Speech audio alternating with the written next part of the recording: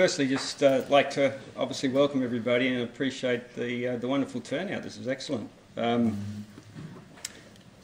I will also just briefly point out to the disclaimer without going through 10 minutes of explaining that, but we're not fundraising and we do make forward-looking statements, so take caution. So a little bit of background about about Empire, I guess, is that we are London listed. We are originally based looking for projects in Europe and Eastern, the old Soviet blocs, but we moved recently in the last 2 years to predominantly a Australian-based focus. And over that time we've built up 4 big exploration camps across Australia, diversified in terms of commodities, diversified in the geographics, great stable mining jurisdiction, and really pleased with the progress. We've gone from a very small few kilometres square mining licences to now over 2,000 square kilometres of licence. And we recently announced a discovery. So I'm going to talk mainly about Pitfield, where the discovery was made. That's Pitfield, as you see there in the images, on the western seaboard of Western Australia, just north of Perth. The board, we've got a small board. There's basically myself as one of the executives. We've got a financial guy, Greg Kunzel, here in London, also one of the executives. Dr. Neil O'Brien is based out of Toronto, Lundin Mining, Vice President of Exploration. He's a sort of well-known expert in these types of big giant copper systems that we're looking for. And Peter is another non-exec. He's another finance guy based out of London. So I'm pretty well on my own down there, down under, but we've got a small operational team. I'll probably skip some of this and go more to the given the time constraints, but basically I just want to explain one thing. So what we were looking for at Pitfield was a sedimented stratabound hosted copper deposit. It's a historic copper mining region. They've mined old copper artisanal mining there. CRA back in the 1990s were sampling for copper at surface. We did an awful lot of geophysics, mapped out a giant mineral system within the basin, got very excited. We did induced polarisation surveys across the licence, massive charge response coming out of the ground, thought we had a disseminated copper target, drilled it in April, May this year, and from 21 holes, every hole except one hit titanium, which completely blindsided us at the time because we weren't expecting to see titanium mineralisation. But I'll go into that a little bit more. Pitfield sits on what is the edge of the Archean Craton in Western Australia. That's the pink side of that on the eastern seaboard, and it runs alongside what they call the Perth Basin. And there's a massive crustal fault. This is something that's obviously the splitting and reforming of the continent. So this crustal fault, called the Darling Fault, runs almost the entire edge, or does run the entire edge of the Craton. It also, at Pitfield, crosses something called the Andanukia Lineament Fault. So in other words, we've got two of the largest fault systems right across the entire state of Western Australia, crisscrossing basically at the start of our basin. This is a sedimentary basin. It's Neoproterozoic. It's extremely unusual. There's nothing like it anywhere within thousands of kilometres within this part of the world. So we're quite excited when we looked at this initially. I've gone the wrong way, sorry people. So let's talk about giants first. I think what we started with was we went back through. All we had to work with was some government funded from the Geoscience, West Australian Government, Geology, and basically we had an image that looked something like that, a big blurry high-grade blob which the warm colours just represent basically a magnetics anomaly. We started by flying pretty high density magnetics across that. We flew electromagnetics and we mapped what we think is about a 40-kilometre long 10 kilometre wide, and we've now done an inversion model that says this is probably about 5 kilometres deep, that this whole magnetics inversion thing's just come up into the basin. Quite extraordinary. Gone the wrong way again, sorry.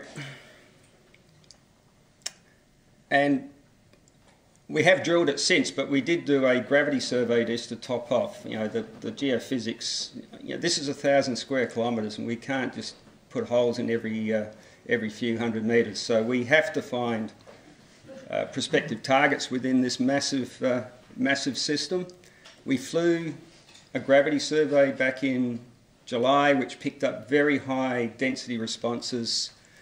We've got a 15 to 30 kilometre dense core running along the eastern edge of the anomaly. Curious enough,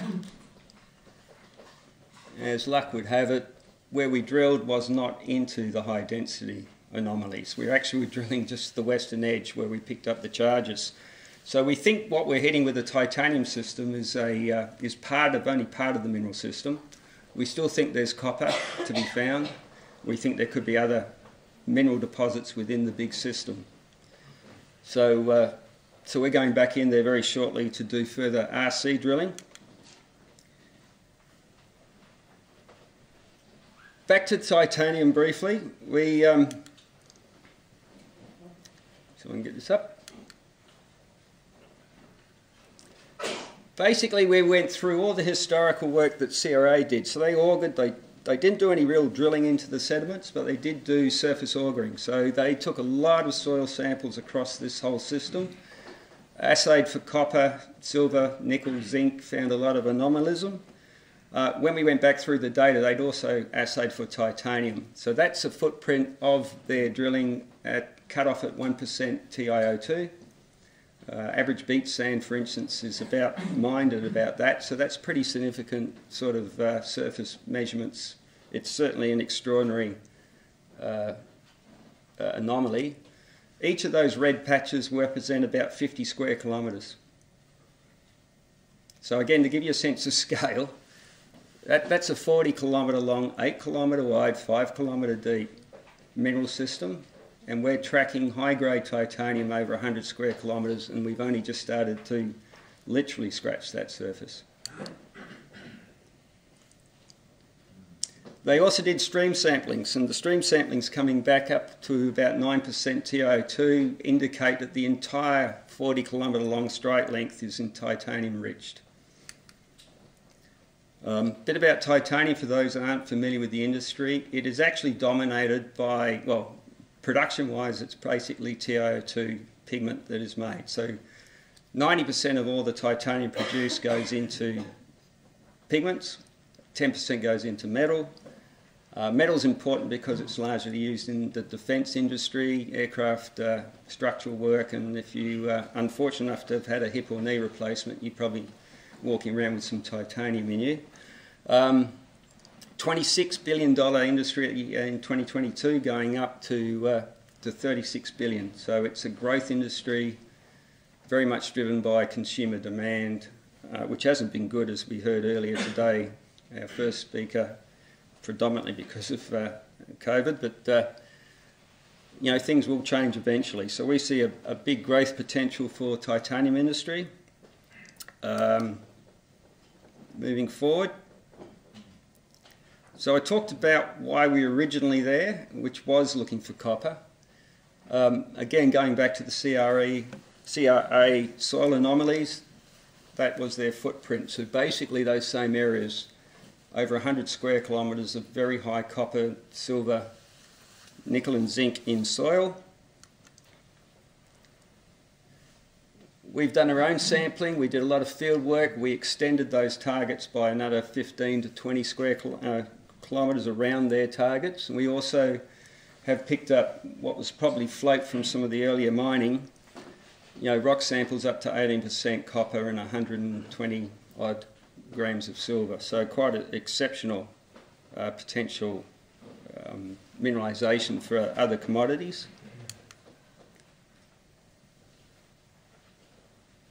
So what are we doing? We just completed 3 diamond holes. We put 1 diamond hole in the original target area that we were drilling back in May up to the north, an area called Mount Scratch. We put a hole 30 kilometres to the south and a hole smack bang in the middle. We've drilled those down over 400 metres angled length, so we're about 350 metres below surface. We're about to announce some of the assays from those holes next week. What I can say from the logging and from the handheld XRF, we have found titanium mineralisation pretty well in every metre from the top to the bottom of now what is 350 metres down. So this is not a beach sand, I might stress, and we might come back to that. You don't get beaches 350 metres deep. It's also not a hard rock, it's not an igneous source, it's a sedimentary rock. And so that places this in a very unique category. It's basically a complete outlier in the industry. And we haven't yet found a comparable titanium deposit that we can point to. We are starting our RC program, our next RC program. That'll be 40 holes, 6,000 metres in the next few weeks. We've got 2 rigs moving up there now.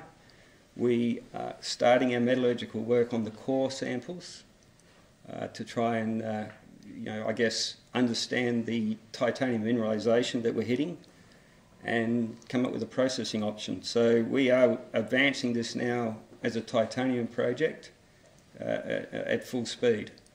Our exploration team, as I keep pointing out, is still very much open-minded, because a giant mineralised system like this can contain multiple deposits. This will become a mining district with multiple major mines possibly within the one district. As I said, 1,000 square kilometres of the basin. I won't go into huge detail. That's our story. I think lots of upside coming through, lots of news flow from us, lots of activity. We're really focused now on taking this titanium discovery and bringing it to the world. It's quite a unique opportunity. So, yeah, that's us. I'll draw a line there. Thank you.